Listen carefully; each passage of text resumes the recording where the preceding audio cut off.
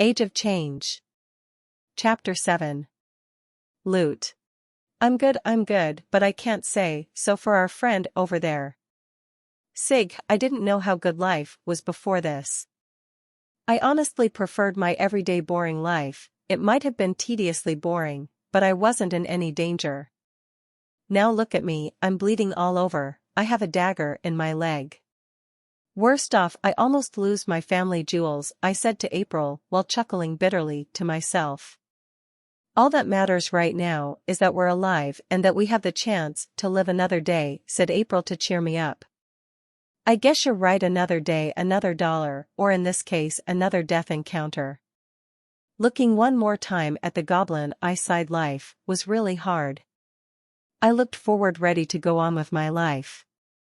I took my first step towards my future, to only regret it. I forgot for 1 second that I had a dagger stuck in my leg and 2 seconds later, take my first step on the same leg. The pain was so sharp that I almost passed out.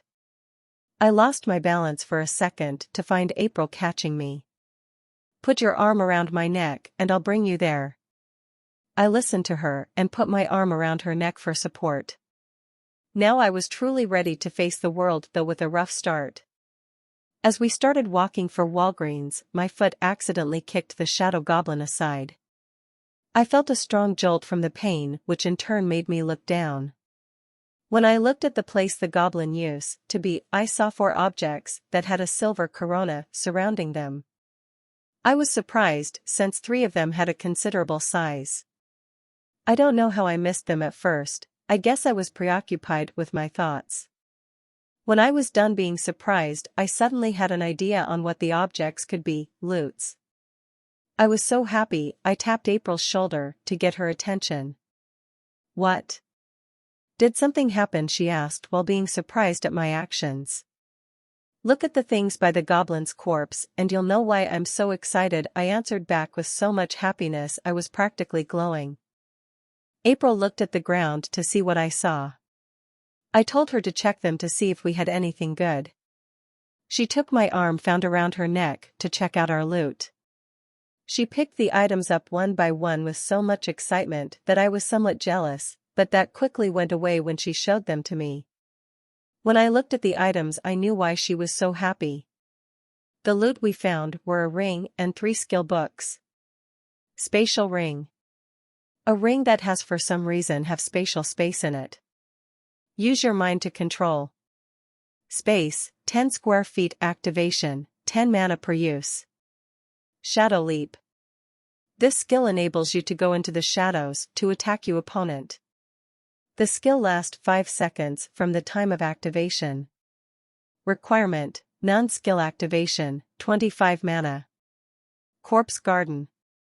This skill gives you the ability to use monsters' corpses to build a garden.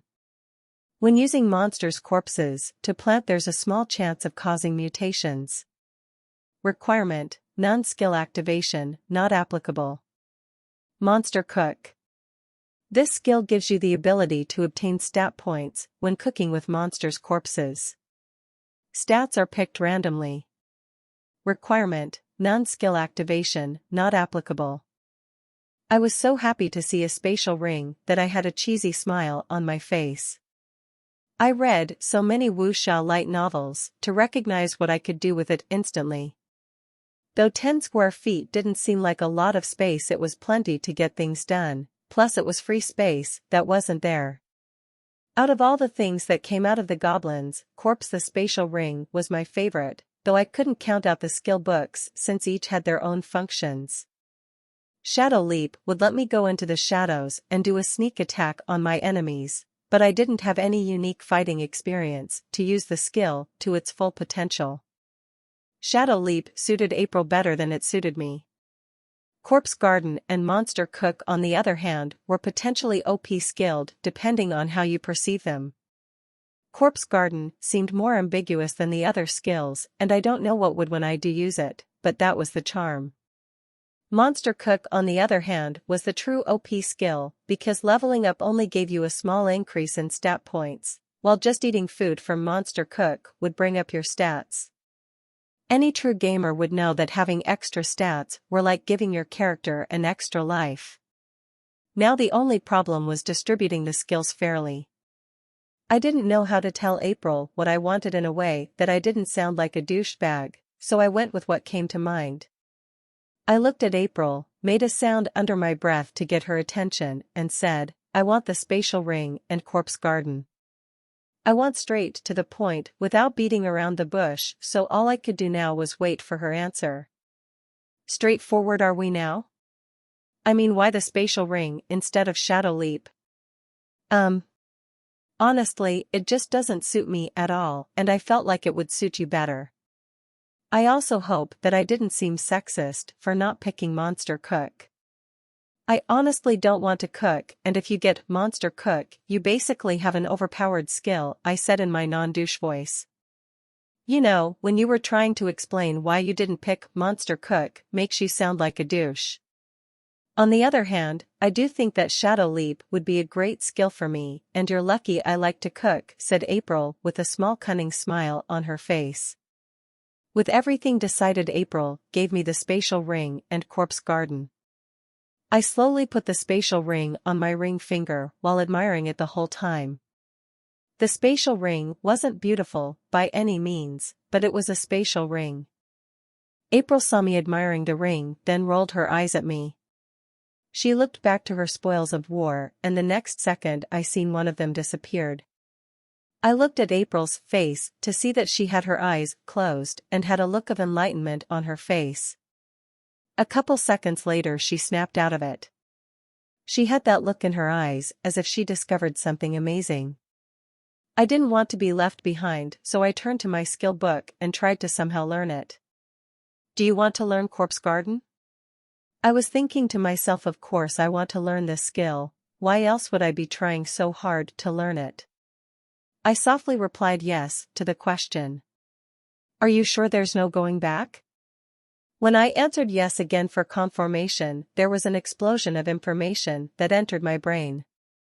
The information told me that just putting corpses into the ground would enrich the earth, but to get your plants to mutate, I had to insert my mana into the corpse a certain way. I was taught the method to insert my mana into the corpse and the do's and don'ts to get everything correct. The last piece of information I received was that depending on the size of the corpse I would spend more or less mana to get the skill to work, and that the chance of mutating plants was extremely low. I was slightly disappointed in the information that I got, but I was also looking forward to plants mutating. Now all I could do was wait until I could actually use the skill. While April was immersed in her skills, I was debating on whether I should use the Shadow Goblin's body or the regular goblins' bodies to first use Corpse Garden. When April was about to emerge from her immersion, I decided on using the regular goblins' bodies since I didn't know what would happen if I failed to use the skill properly. While finishing my thoughts, April was just finished learning her new skills. I wanted to slightly show off my spatial ring to April, so I awkwardly tried to bend down while not trying to aggravate my leg injury. I was in so much pain I wanted to give up halfway through, but I still wanted to show off. I fought through the pain and finally I was able to touch the goblin's corpse. I don't want to sound like a douche, but look how cool the spatial ring is, I said before closing my eyes and willing the goblin corpse to appear in the space in the spatial ring. I opened my eyes to see that the goblin corpse gone. I looked over to April with a somewhat conceited smile on my face. Cool, right? Yeah, it's somewhat cool, but I've seen better, so don't get your panties in a bunch, April said while rolling her eyes. I didn't let her sarcasm affect my mood and kept on smiling. A minute later I was done with my gloating and ready to get my wounds treated. When I tried to get up, my body just gave out. I couldn't move, I was stuck in my position, and there went all my cockiness. Now you need my help, don't you? I should just leave you here, but I'm such a nice person, said April with a mischievous smile. A nice person wouldn't say they're nice, I replied back to get her off her pedestal. April told me shut up while playfully punching me on my shoulder. We both had a small laugh, which in turn made the pressure of the day slightly go away. Put your arm around my neck, before you bleed out. Seconds later April bent down allowing me to do just that. I put my arm around her neck while she got us up. I felt a slight pain, but compared to not being able to move it was heaven. We were now up and about again, but this time we had no more distractions, or were there.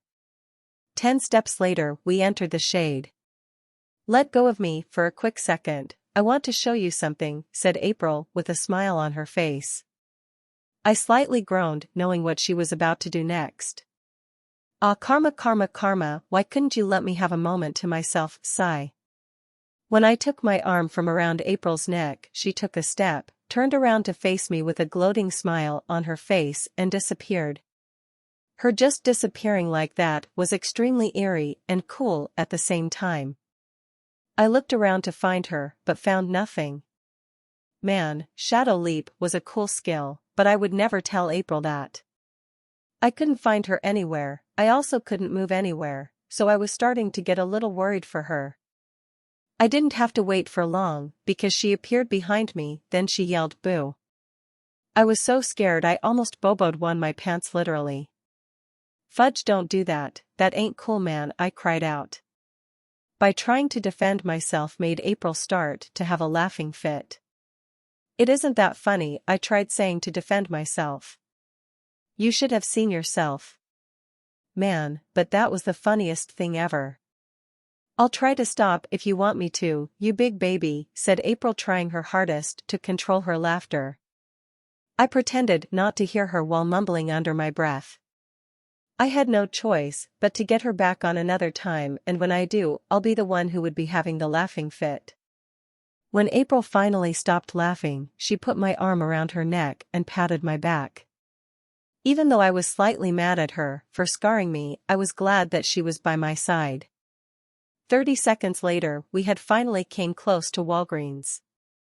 As soon as we got close to the entrance, the automatic doors opened with a cool wave of air hitting our faces. The temperature difference made my wounds itch a bit, but all in all I was finally about to get my wounds treated.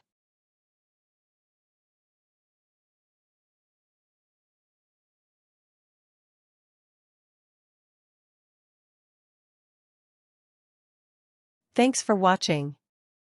Like and subscribe.